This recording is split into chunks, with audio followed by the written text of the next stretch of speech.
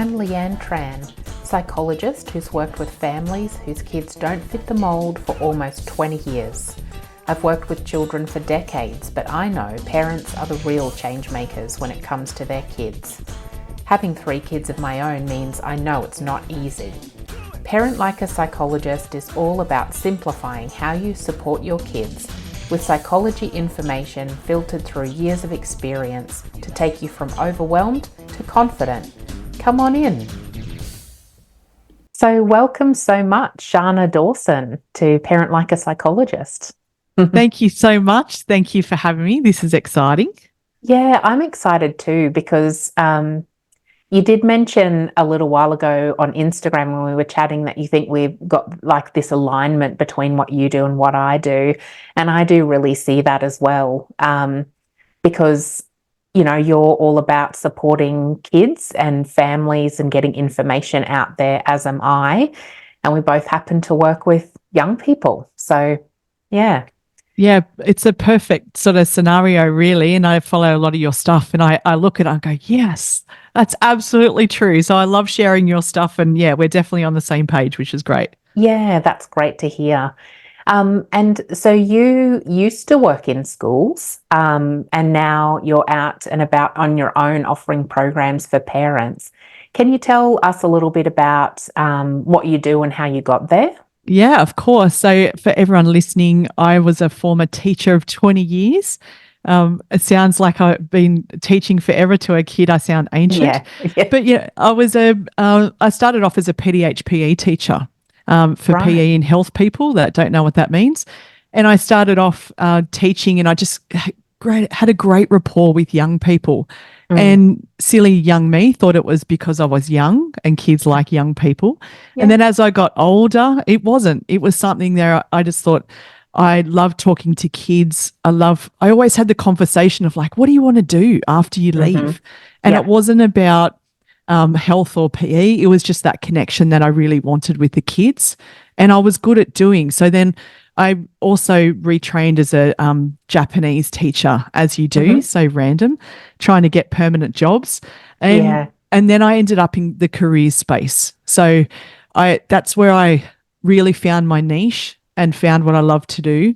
So while I was in the career space, I had a lot of kids come into me and were going for job interviews and they were asking me, what do I wear? What do I say? And everything that they were going to wear was borrowed from mum or it was highly inappropriate. They was like, keep that to, shopping. When you go to late night shopping, keep that with your friends. Please don't wear that. Or, it was just really inappropriate, oversized beige, suits that, didn't suit a 15 or 16-year-old. So when I was on repeat all the time, I thought there's got to be a better way to do it because it was time consuming as a careers advisor. Yeah. So it has to be fun because after a while, as parents wear white noise, parents and teachers. So I thought it's got to be fun. It's got to be hands-on. You got to have industry professionals. So I left to create the Edge workshops as it's known. So the Edge workshops are hands-on interactive workshops and we got picked up by the department in a pilot program in New South Wales, in the North Coast and Southwest Sydney. And then we evolved to 148 schools over 3 years. So we serviced all the schools from Ulladulla to up to Tweed Heads and out as far as Lightning Ridge, which was pretty amazing. So thousands of kids that we've helped. And now I have online programs as well to help all these kids. That's fantastic. And it goes to show the need, right? 148 schools that you were filling a gap for. That's a phenomenal amount of students. Yeah, it was insane. And it was just something that like an employer said to me, how is your workshop just like happening? Because this is common sense. But I said, unfortunately, as parents, we're time poor. We're super busy. We might be working 2 jobs. So me sitting down and talking to your, about what's appropriate and what's not to your own kid. And really they don't really listen anyway. Yeah. Would be, sorry, go on. No, I'm just saying, so if they can learn in a really engaging environment, and teachers are like, I say the same thing, but you deliver it in a fun, engaging way. Yep. And we need multiple people to learn from. So that's why it works. Yeah, I find the same thing as a psychologist, that parents will tell their kids the same thing that I tell them, but it's a different person. There seems to be some legitimacy when it's not your own parents. You think they don't know anything. um, And and even, yeah, sorry, go ahead. maybe it's just the different way that you phrase things, or the different way you can connect with the child, that Yeah. helps the message get through. Yeah, 100%. And I think, mentally, I hang around a lot of 15-year-olds anyway. So with my sons, my 16, I've got a 16 and 14-year-old. So every second word is bro. Yeah. What are you doing, bro? So Yeah. like when I present, it comes out in so many different ways that you sort of use the same lingo as Yeah. them, and they go, oh, and that's how they sort of understand. So even my own kids don't, they'll still go for a job, and I'm like, do you realize what I do? And they don't listen Yeah. to me. So that's everywhere, right? Yeah, it's just the parent. I say that all the time to parents. It's the thing. They don't listen to their parents. They'll listen to someone else. So do you do you use the word drip when you're talking about what they should wear? Now I try not to do too many cringy words, because when I'm 45. So when Yeah. my son will be like, never say that word again. Like, do you know what I mean? I'll be like, look at your, I try to avoid drip, Yep. but I get away with the bros and stuff like that. Teaching these kids for so long. But yeah, I try to avoid sort of trendy words, because they still sort of look at me and just go, oh my God, you're so old. Did you say that? So, Yeah. There's a fine line, isn't there? yeah, there'll be words I pick and choose. Yep. Fair enough. So I love that it's partly like not. It's about like how to dress and how to present yourself in interviews and that kind of thing. And as soon as you mentioned the mum's clothes, I had this flashback to this time that I went shopping with my grandma, who bought me something to wear for my first job, and it was a skirt and blazer. And I worked in a Chinese restaurant. It didn't fit, but she was trying her best, and that Yeah. was her era. And sometimes you mentioned that parents are really time poor, but also we can just not really exactly know what it's like anymore either. Yeah, 100%. And I think we lose sort of sight of that, and we think the world of work is still as it was when we were looking for work. And 100% that outfit that you described, going to the Chinese restaurant, kids are still turning up to that with JB Hi-Fi, but then Yeah. today they're not getting the job, Yeah. Yep. because we talk to kids about fitting the brand. And we Yeah. talk about, and this is where kids get a bit upset, because they're like, and I said, if you hate kids and, you don't, you dress in all black and you hate life, don't apply for Smiggle, right? Yeah. So Yeah. it's about fitting that company brand, and same as JB Hi-Fi, or going to, sussing out all these workplaces first and understanding what their dress code. So a kid would dress differently for an interview for JB Hi-Fi as opposed to Maya Yeah. and a mining company, and so, or an action park. So we teach kids that there's so many different ways. And I only know this because I've been working with employers for a long time. Yeah. And some are happy, go, yeah, bring in your school uniform, which is great. Yeah. However, if that school uniform is sweaty from PE in last period, and you've just Yeah. sprayed body spray, especially Lynx, Yeah. over the top, that's not going to be so great. So there's just so many variables that as parents, we need to know that times have changed. Yeah. And there's a lot of help out there that we can help your kids do that. Yep. And so the program, so at the moment you have the Job Ready Academy. Is that is it primarily kids and teenagers who do the course, or is it parents as well? Yeah, like I encourage anyone to do it, to be honest. It's great. It's actually targeted at teenagers. Yeah. However, it goes all ages, to be honest, because we'll do little lessons in there. So I have my industry professionals. I have 25 contractors across the state, but I chose the really confident ones to present on Right. film. So we have different lessons in hairstyle. So even your hairstyle, as weird as this sounds, it changes for every workplace you want to go to. So if I'm Yeah. going for a childcare, my style should be completely different to going to Maya, or, a creative place like a hairdressing. Then I need to look creative. Yeah. So we have all these different hair lessons in there. And I'd love if parents parents can sit there and go through it as well, go, wow, this is different. Yeah. Resume and cover letters. I go through, there's over 50 lessons in there. So there's lessons on how to look for work experience, is a whole course on its own because that's completely different now. And then how to go for the job interview. So from, cover letters and resumes, and to be honest, most of my kids that I help, like I coach kids as well. I had a 19-year-old the other day that sent me the worst cover letter. Actually, worst resume, sorry. There was no cover letter. And she said, what's a cover letter? So she went to a private school. So, and I was, and this is a problem. A lot of schools aren't equipped for this anymore.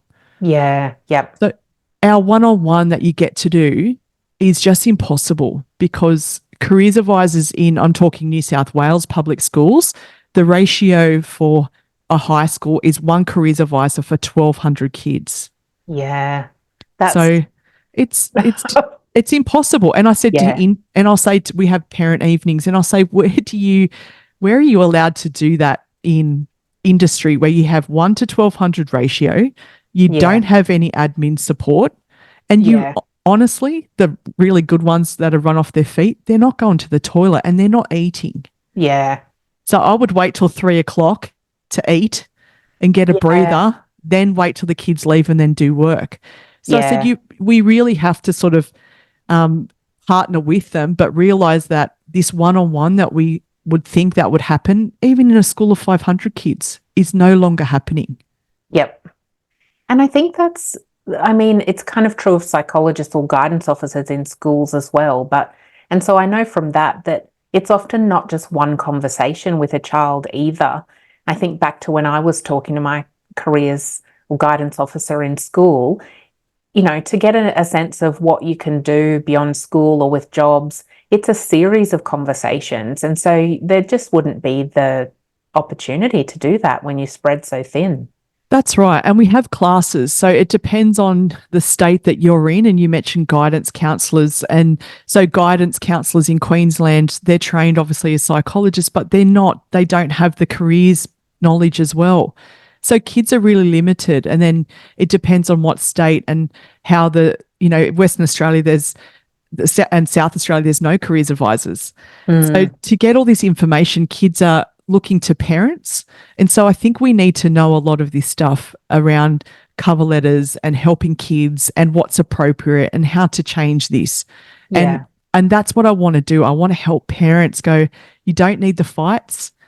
You don't need the arguments, and stop waiting on schools because they're just completely stretched to the point like you were talking about, and they're really overwhelmed and overburdened. That's a great summary. So did you say stop the fights? It's stressful.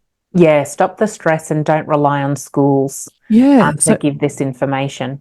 I'll get a lot of parents come in, and when they came into me in the careers office, it was always at the points where they've had enough with the fights and the arguments, because a lot of the time they don't know what they want to do.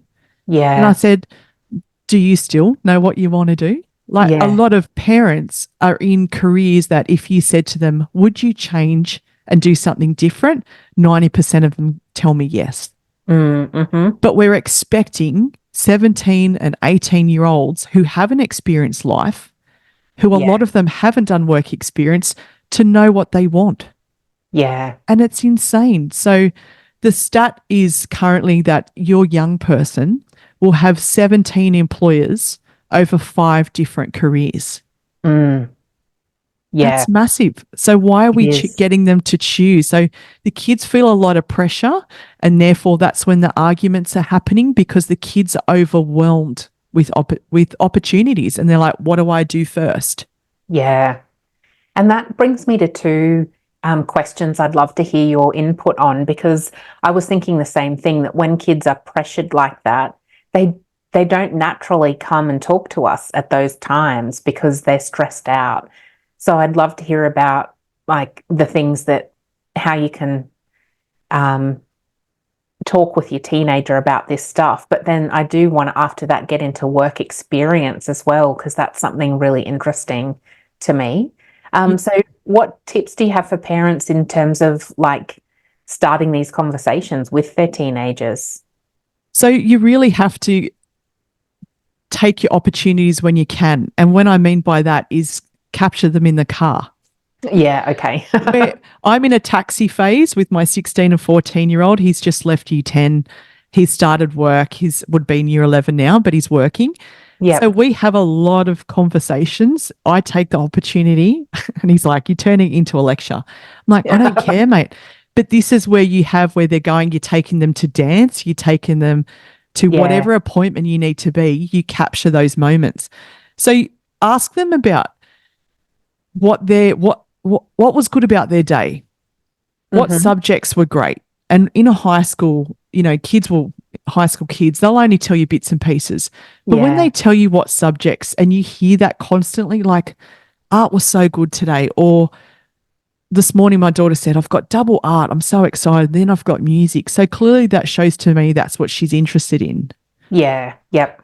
Rather than having the things, what do you want to do for the rest of your life? That's a massive question. It's almost impossible to answer, isn't it?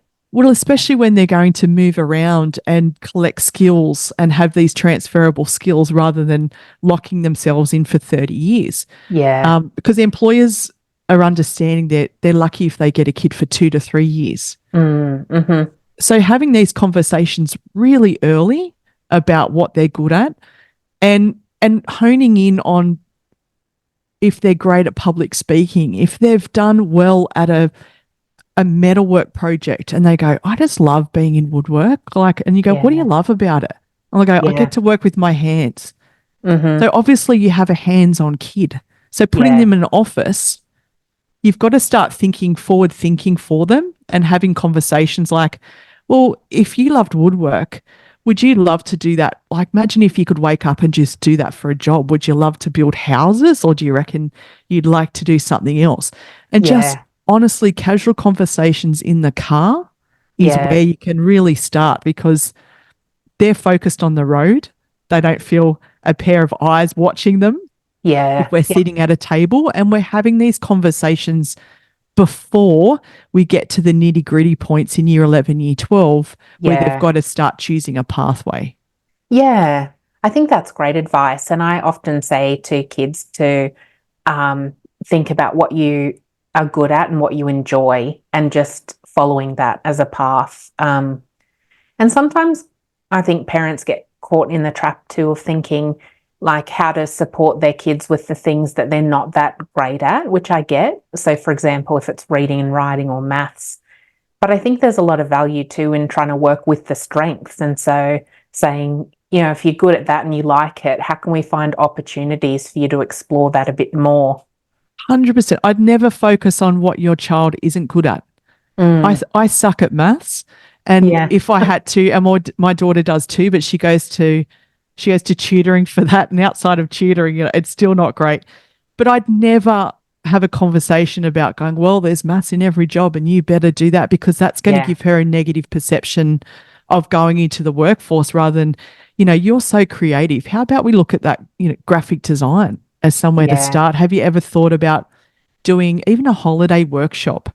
Stuff like that to really pique their interest, whether it's coding, whether it's, painting, whatever that you can get in on the holidays. And that will really give them an idea on what they're good at, or what do they do in their spare time? Are they out running laps all the time because they love it? Are they running and doing stuff with friends and they love fitness? Then maybe that's their avenue. So definitely don't focus, because, one of my reports always said that she talks too much. I'm like, cool, because now I'm a speaker. And I say to kids, this is my job. And I said, who else here has a report that says they talk too much? And all the the kids, typically the girls, will put their hand up. And I said, it's such a brilliant skill to have. And an ability to do small talk and talk to anybody is so welcome in every workplace. But sometimes in school, it's not framed as desirable. But I said, you have these amazing skill set that may not apply to school, but you'll start applying them in your entire life. So don't stress. Absolutely. And I think then if kids are starting to do things they're interested in and they enjoy, then that brings with it the motivation sometimes to develop those other things, like, if it's not great at math, it might be then thinking, well, that's okay, but how can I learn what I need to learn to run my speaking business? And that's a much better way to go. Yeah. And I say to kids, it's about ticking boxes too. Like, school's a bit of a game. We Mm, need to, there's a lot of things we have to do to tick the boxes in order to move forward, and the teachers need to tick the boxes. Let's just play that game, but let's have a look at work experience as well and get ourselves out there. And I have parents that say, I can't get my kid out of bed going to school, but they're getting mm, up at 6 in the morning to go to the construction site. yeah, yep. That's really cool. It is. And we talked maybe briefly before we started recording about how schools don't fit everybody. Um, and I think work experience is a great way to see what's out there, and it's not really offered a lot by schools as far as I can tell. I haven't had kids go through the whole, you know, high school yet, but yeah, I think it's really, and for the kids, I guess I work a lot with kids who might have ADHD and learning disabilities or disorders, whatever you want to call it. And I think they reach a point where they've hung in there as long as they could in this environment that's a really tricky fit. And then there are some better options out there. But like you mentioned, without having a go at it first, it's hard to know what to follow. Yeah. What do you recommend in terms of work experience for these kinds of kids? Majority of states in Australia that kids can do work experience from 14. Okay. So Yeah. there's all insurance papers that you need to get. So go through your school and do those because they're covered for insurance. However, it's up to every school of what policy they have, but you're Yeah. also entitled to it. So as a parent, you need to advocate a little bit more, and you need to Okay. push a little bit more. Yeah. So I would say, look, we're looking at different workplaces. You can use work experience for a casual job, which I say to Yeah. kids, it's such a great place if you have a young person that's interested in animals, that's Yeah. really caring, and you just know that that might be an eventual path. And I Yeah. had a student on the spectrum that wanted to go down to, thought they'd go into veterinary science. Mm-hmm. And the mum's like, I just don't know if they have what it takes in order to do veterinary science. So I spoke to that student and I said, why don't we just look at going to a pet store for work experience? Like, let's start at the bottom level. Yeah. So instead of really creeping them out, and then he worked out when he was in the pet store, he's like, I'd have to look at people going to animals being put to sleep, wouldn't I? And I said, yeah. Mm-hmm. And surgeries. He's like, I hate blood. And I go, then Yeah. a pet store's really good place to start. Yep. So kids have this unrealistic notion of what needs to happen in the workforce. So Yep. work experience is the perfect introduction for it. But it might also give them the taste of, you know what? It's not what I thought it was, but what I liked was, like, it might be plumbing, for example, and they might be in residential plumbing. And they're like, you know what? I didn't like it. But the guy who came in and did the glass as a Yeah. glazier, that would looked really cool. I'd love to do that. So it Yep. not only gives them confidence, but it really opens up different options for them. I Yeah. say to kids, you'll never wake up and expect to wake up and go, well, this morning I know what I'm going to do. Like, Yeah. we change our minds 100 times. Yeah. Like, that does not exist. But you need to start in order to try, and it's Yep. process of elimination. Yeah. I think, and refining it with what you don't like and what you do like, that's fantastic advice. I think too, what seems to have, well, I guess I'm looking at this from the point of view of lots of kids coming through my practice, but also as a parent. I think there is a bit of a disconnect about what the workforce can really be as well, because we don't we don't know what jobs are going to be around in 10, 15 years from now because things are changing so quickly. Um, Oh, I was going to make another point, but I've forgotten what it was. Oh, that's right. I think too, we have this like outdated notion sometimes about what's the better path than others. But realistically, if people go through apprenticeships and into trades, they can be better off financially than kids who go to uni. So really it's about being open to all those options, and it sounds like this is a way that parents can find that information if they're not getting it from schools. Yeah, 100%. I have a free Facebook page that I'll give you the link to. It's just called Re-Educate. And I want to re-educate because I have my, we're called Edge workshops, but I played on the pun re-educate. But I want to re-educate parents to go, when we left school, it used to be TAFE or uni. Yeah. Or you go to work. That was your options. And now there's so many different things. I can do an apprenticeship or traineeship and still stay at school and be paid to go to work. I can do all this in year 10 and year 11 and year 12. Yeah. I can leave school and have a higher qualification than what school will give me. And I can use that to go to uni. Yeah. I don't need to go to uni. And now uni enrollments are the lowest that they've ever been because kids are smarter consumers. Right. So instead of saying, I come out with a $30,000 debt and no job, kids are like, hang on, I don't need to go to uni, or the company can pay me to go to uni. Yeah.